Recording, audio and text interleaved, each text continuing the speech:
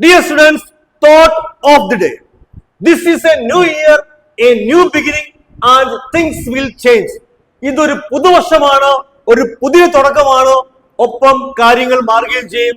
എല്ലാവർക്കും ഒരു ശുഭദിനം നേരുന്നു. ക്ലാസ്സിലേക്ക് കിടക്കാം. ക്ലാസ് ഇതാണ്. 5/8, 4/7 ഇവയിൽ വലിയ ഭിന്നസംഖ്യ. നമുക്കറിയാം ഏത് തരം ഭിന്നസംഖ്യകളെയും താരതമ്യം ചെയ്യുന്നതിന് ക്രോസ് മൾട്ടിപ്ലിക്കേഷൻ രീതിയാണ് ഉചിതം. ക്രോസ് മൾട്ടിപ്ലിക്കേഷൻ രീതിയാണ് ഉചിതം. നമുക്ക് ശ്രദ്ധിക്കാം.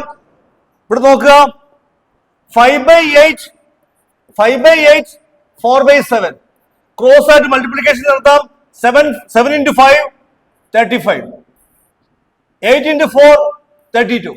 അപ്പൊ വലിയ സംഖ്യ ഏതാണ്? 35. Therefore 5/8 ആണ് ഇവിടുത്തെ വലിയ ഭിന്നസംഖ്യ. എങ്കിൽ ഈ ക്വസ്റ്റ്യൻ ശ്രദ്ധിക്കുക. 10/13, 9/11 ഇവയിൽ വലിയ ഭിന്നസംഖ്യ ഏത്? നിങ്ങളുടെ ആൻസർ കമന്റ് ചെയ്യുക. Thank you.